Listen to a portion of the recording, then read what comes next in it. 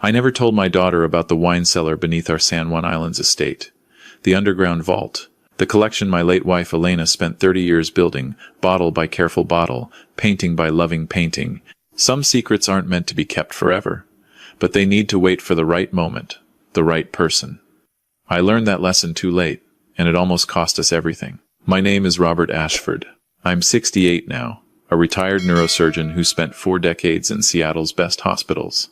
Elena passed 5 years ago, cervical cancer that moved faster than any of us expected. She was a gallery curator, had an eye for art that could spot a masterpiece in a garage sale. Our daughter Sophia was 32, an architect with her own firm in Seattle, brilliant like her mother, stubborn like me. The estate on San Juan Island had been Elena's dream. We bought it in 1989, a sprawling property with ocean views, and enough privacy that you could forget the world existed. The main house was beautiful, sure, but what made it special was what Elena built underneath. A climate-controlled wine cellar that doubled as her art studio. She'd go down there for hours, surrounded by bottles we'd collected from Napa, Bordeaux, Tuscany, and paint. Watercolors mostly. Scenes of Sophia, growing up, the island, our life together. I hadn't been down there since the funeral. Couldn't bring myself to. The entry was hidden behind a false wall in the basement, secured with a biometric lock that only responded to 2 handprints, mine and a cast Elena had made of her own hand 3 months before she died. She knew she was leaving us. She wanted the cellar preserved exactly as it was. Dad, I want you to meet someone. It was March 2024. Sophia had driven up from Seattle with a man I'd never heard of until 2 weeks prior. Marcus Pemberton, 35, she said, an entrepreneur. He had that look, you know the one. Expensive watch that was just a touch too flashy. Designer clothes that screamed money rather than whispered it. Smile that never quite reached his eyes. We shook hands on the front porch. His grip was firm, calculated. Beautiful property, Mr. Ashford. Sophia's told me so much about it. She's told me very little about you, I said. Sophia laughed. That nervous laugh children use when they want you to play nice. We met at the Arts Foundation Gala in January. Marcus supports several galleries in Seattle. Collector? I asked. Investor, he corrected. I help galleries optimize their portfolios, connect with the right buyers. There's an art to art, if you'll pardon the expression. We had dinner that night. Rack of lamb, one of Elena's recipes that Sophia had perfected. Marcus asked questions. Too many questions. What did I do in retirement? Did I miss surgery? What was my investment strategy now that I wasn't working? Did Sophia stand to inherit the island property? That last one made me set down my fork. That's a strange question to ask at a first dinner. Just making conversation, he said smoothly. I work with a lot of families doing estate planning. It's good to think ahead. We've got a lawyer for that. Sophia touched his arm. Marcus is just interested in my family, Dad. That's a good thing. I bit my tongue. Watched him the rest of the evening. The way his eyes roamed over the paintings on the walls, all Elena's work. The way he picked up the small bronze sculpture by the fireplace, turning it over to check the signature on the bottom. The way he excused himself to use the bathroom and took 15 minutes, long enough to peek into rooms he had no business entering. They left Sunday afternoon. Sophia hugged me tight on the porch. He's good to me, Dad. I know he's different from what you're used to, but he makes me happy. That's what matters, I said, because what else could I say? But I watched Marcus load their bags into his BMW, and I saw him looking back at the house with an expression I recognized from years of reading patients before surgery. Calculation, assessment, the look of someone taking inventory. I called my lawyer Monday morning. Paul, I need to update my will. Everything goes to Sophia, but with conditions. A trust she can access but can't be touched by any spouse unless they've been married more than 10 years. Worried about something, Robert? Call it surgical intuition. But I didn't tell Sophia about the cellar. Elena and I had always planned to show her when she was older, more settled. The collection wasn't just valuable, it was deeply personal. Those paintings were Elena's love letters to our family. The wines were bottles we'd shared on anniversaries, birthdays, the night Sophia was born.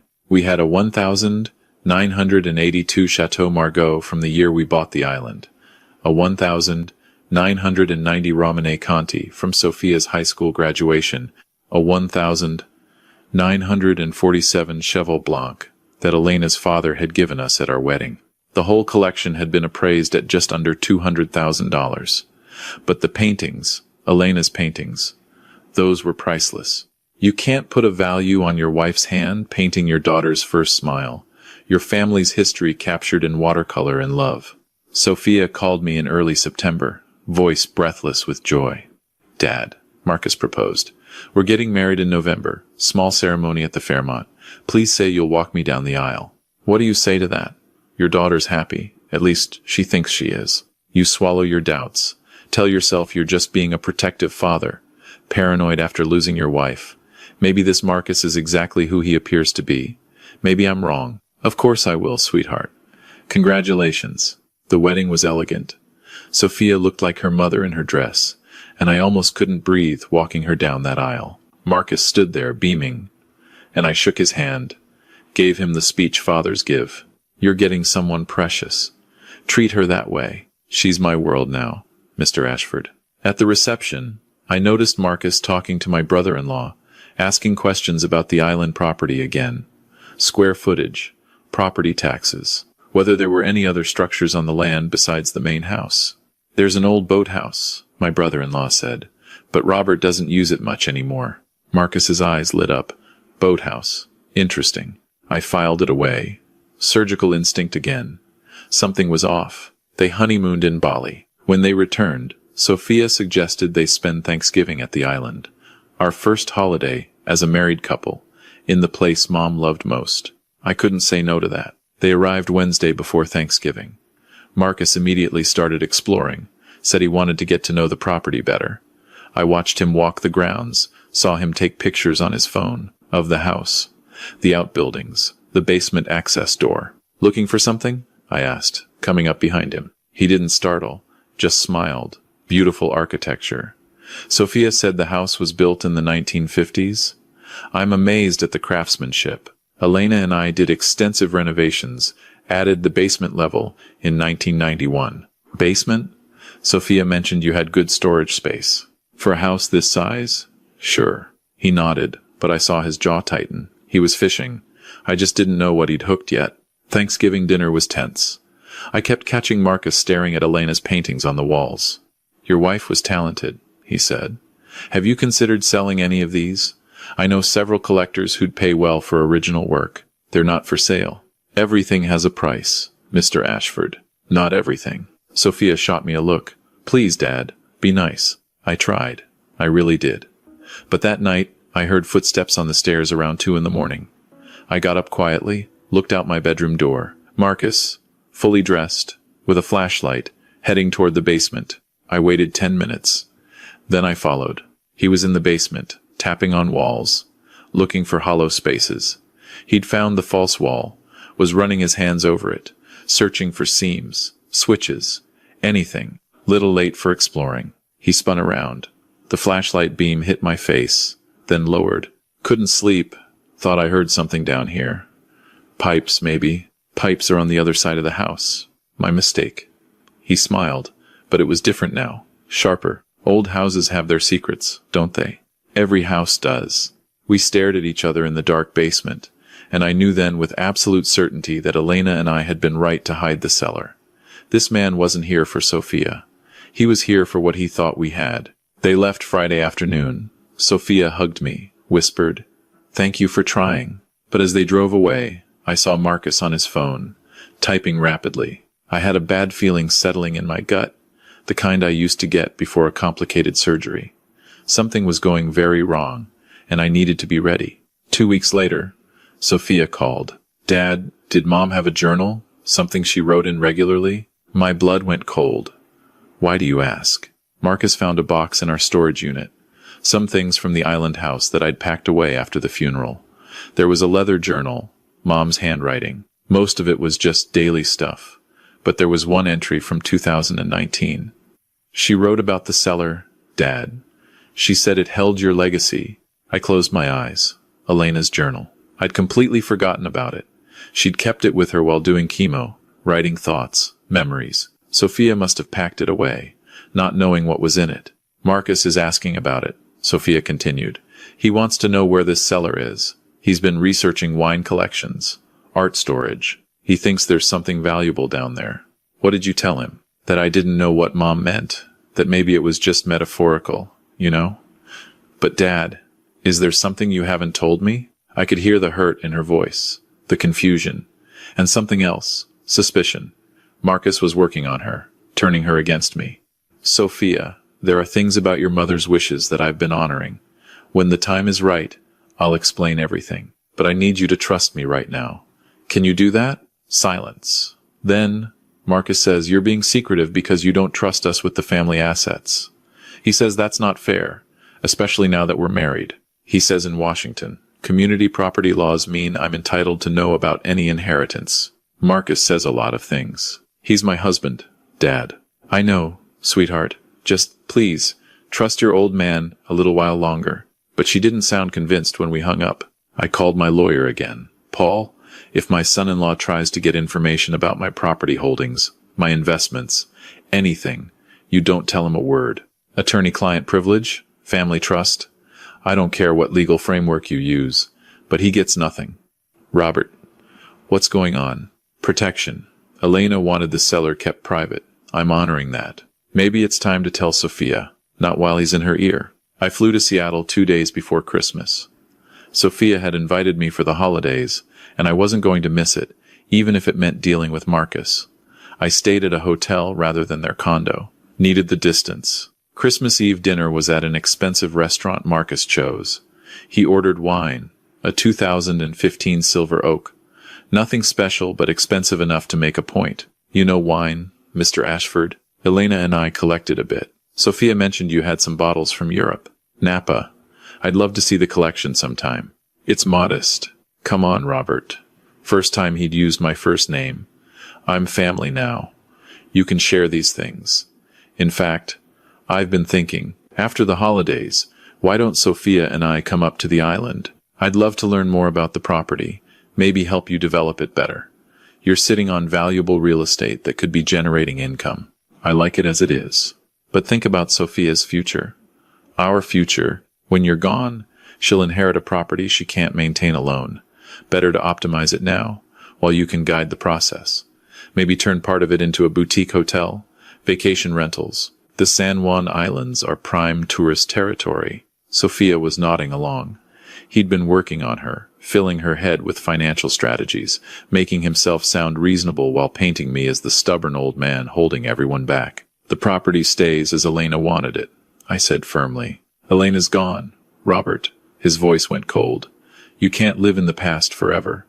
I set down my fork carefully. Sophia, can I talk to you alone? Dad, Marcus is right. We need to have a conversation about estate planning. I'm your only heir. I should know what I'm inheriting, what decisions need to be made. This isn't the time or place. Then when? Marcus leaned forward. When you're dead, and she's sorting through paperwork. That's not fair to her. You're being selfish. I stood up. Good night, Sophia. Merry Christmas. I walked out of that restaurant knowing I'd lost ground. Marcus was winning, and I needed a new strategy. Back at the hotel, I made decisions. First, I called a security company. Had them install additional cameras around the island property, specifically covering the basement entrance. Second, I called my lawyer. Paul, I need you to draft documentation. The wine cellar and its contents go to Sophia, but in trust. She gets access on her 45th birthday or in the event of divorce, whichever comes first. If she's still married to Marcus then, the trust continues until they've been married 20 years. That's very specific. That's very intentional. I flew back to the island the day after Christmas. Didn't hear from Sophia for 3 weeks. Then, in mid-January, my phone rang at 6 a.m. Dad. Her voice was shaking. I need to tell you something. Don't be angry, please. But Marcus hired someone. A locksmith. He told me he was having keys made for our condo, but I found a receipt. It was for a consultation about historical locks and hidden rooms. Dad, what's in the cellar? My heart was pounding. Where is Marcus now? He flew to Vancouver this morning. Business meetings, he said. But Dad, I think he's planning something. He's been on his laptop constantly, looking at floor plans of old houses, security systems, biometric locks. I looked over his shoulder yesterday and saw he'd been Googling the San Juan Island property records, architectural surveys. How long is he in Vancouver? 3 days. Pack a bag. Come to the island. Now. It's time I showed you what your mother left for you. She arrived that afternoon. I met her at the ferry, and we drove to the house in silence. Inside, I led her down to the basement. She'd been in this space 1,000 times, growing up, but she'd never known what was behind the wall. I pressed my hand against the biometric scanner, and the lock clicked. The false wall swung open, revealing a staircase leading down into darkness. I flipped the switch, and lights illuminated Elena's sanctuary. Sophia gasped. The cellar was exactly as Elena had left it. Climate controlled at 55 degrees, humidity at 70%. Wine racks along 2 walls held nearly 300 bottles, organized by region and vintage. But it was the 3rd wall that made Sophia start crying. 30 paintings, all Elena's work. Sophia as a baby. Sophia learning to walk on the island's rocky beach. Sophia's first day of school. Teenage Sophia reading under a tree. Adult Sophia at her architecture firm's opening. And one massive canvas in the center. All 3 of us together.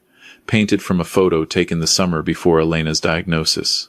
Mom did all of these? She'd come down here every week. Said it was her way of stopping time, keeping you safe in paint and memory. The wines are from every important moment in our family's life. That Chateau Margaux is from 1982, the year we bought the island. That Romanée Conti is from your high school graduation. That bottle of Cheval Blanc in the corner, that's from 1947. Elena's father gave it to us at our wedding. It's probably worth $30,000 on its own now. Sophia walked slowly along the walls, touching the frames gently. Why didn't you tell me? Your mother wanted to wait until you were older, settled, ready to understand what this meant. Not just the monetary value, but the emotional weight. These paintings, this collection, it's not an asset to be liquidated, Sophia. It's our family's soul. She turned to me, tears streaming. Marcus wants to sell it, doesn't he? Marcus wants to sell anything he can get his hands on. He's in debt, sweetheart. I had him investigated last month. Cryptocurrency investments gone bad. He owes nearly $200,000 to some very unpleasant people. He married you because he thought you came with money he could access. No. But she said it weakly, like she already knew it was true. I handed her a folder. Bank statements, credit reports, private investigator photos of Marcus meeting with creditors. She read through it, face going paler with each page. The locksmith, she whispered. He was going to break in. I installed new security cameras last month. If he'd tried, I'd have him on video, and we'd have legal grounds for a restraining order. But I think he was smarter than that. I think he was going to manipulate you into giving him access, maybe convince you to sell just a few bottles to help with some manufactured emergency. Sophia sat down on the floor, surrounded by her mother's paintings, and cried. I sat beside her, arm around her shoulders like I used to when she was little and had nightmares. I'm so stupid. You're not stupid. You're trusting. There's a difference. Your mother was trusting too. It's a beautiful quality, but it needs to be protected. We stayed in the cellar for hours. I told her stories about each painting, each bottle, which anniversary we'd opened, which wine, what Elena had said while painting each scene. By the time we went back upstairs, Sophia had a different look in her eyes. Resolve. I'm filing for divorce. Are you sure? Mom built this for me. For us. She spent 30 years creating something beautiful, and he wanted to sell it to pay off crypto debts. Yeah, I'm sure. Marcus came back from Vancouver 3 days later. Sophia had moved out of their condo, was staying with a friend. She served him papers the same day he landed. He called me that night, voice shaking with rage. You poisoned her against me. I showed her the truth. There's a difference. That collection is community property. Washington law says anything acquired during the marriage gets split. The collection was acquired before your marriage. By me and my late wife. Sophia hasn't inherited yet. You have no legal claim. I could make this ugly, Robert. Contest the will. Drag this through courts for years. You could try. But my lawyer's very good, and I have documentation of your debts, your fraud attempts. You came into my daughter's life with lies, and you'll leave with nothing. That's not revenge, Marcus. That's consequences. He hung up. I heard later that he moved to California, still chasing the next big investment scheme. The divorce was final by September. Sophia struggled for a while. She'd loved him, or loved who she thought he was. And that kind of betrayal cuts deep. But she had good friends, a good therapist, and every Sunday she'd drive up to the island and we'd go down to the cellar together. Sometimes we'd open a bottle, just a mid-range vintage, nothing too precious. Sometimes she'd bring her own paints and work on a canvas while I read in the corner. "I want to learn to paint like Mom," she said one afternoon. She'd have loved that. It's been 18 months since the divorce. Sophia's doing well. Her firm's growing. She's dating a nice architect from her company who likes her for her building designs, not her inheritance. Last month, she brought him to the island. His name is Nathan. He's 36. Grew up in Victoria. Has a genuine smile and didn't ask a single question about property values. We went down to the cellar together, Sophia and Nathan and me. She showed him her mother's paintings, told him the stories I'd told her. He listened quietly, respectfully. When she finished, he looked at Elena's portrait of our family and said, "This is what love looks like." Sophia squeezed my hand. I'm 68 now. The neurosurgeon precision that guided my hands through 1,000 operations is starting to fade. Tremors, nothing major yet, but I know what's coming. I've updated my will one final time. Everything goes to Sophia directly now. No trust necessary.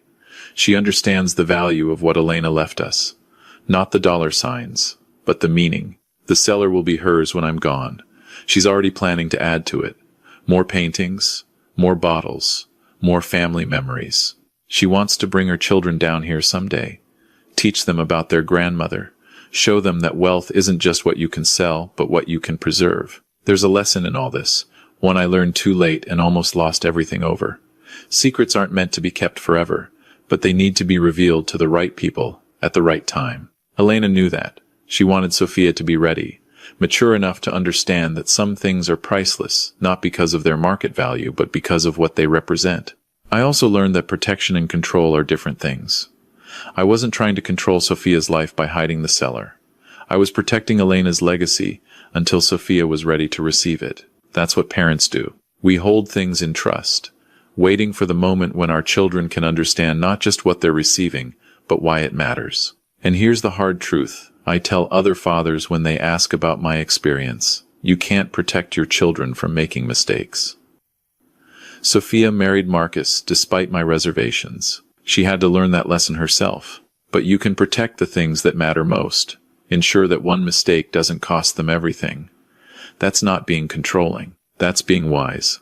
If I could give advice to anyone facing a similar situation, it's this. Document everything. Know who's coming into your family's life, not with paranoia, but with care.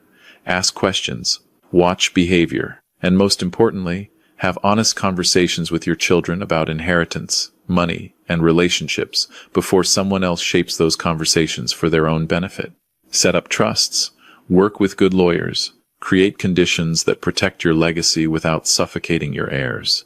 Sophia didn't need a trust to keep the cellar safe anymore, because she'd learned why it mattered. But the trust bought her time to learn that lesson. And finally, understand that some people see family as a resource to extract, rather than a bond to nurture. Marcus saw dollar signs where he should have seen people. That's not love. That's calculation. Teaching your children to recognize the difference might be the greatest inheritance you can give them. The cellar sits beneath the island house, 55 degrees, 70% humidity, exactly as Elena designed it. 300 bottles, 30 paintings, countless memories. The biometric lock now responds to 2 handprints, mine and Sophia's. Eventually, it'll respond to her children's too. Elena used to say that wine gets better with age because time is an ingredient most people undervalue. She was right about that. She was right about most things. The cellar wasn't just about preserving wine or protecting assets. It was about preserving love, family, connection, things that have no price because they're beyond price. I never told my daughter about the wine cellar until she was ready to understand what it really meant. That timing saved everything. Marcus got nothing because he deserved nothing. Sophia got everything because she learned to value what mattered. And some Sunday afternoons, when the light through the cellar's small windows hits Elena's paintings just right, I swear I can hear her laughing, proud of Sophia, proud of the legacy she built, proud that we kept it safe for the people who would cherish it, not exploit it. That's all any of us can do, really. Build something beautiful, protect it wisely, and pass it to someone who understands that the greatest wealth is what can't be bought or sold.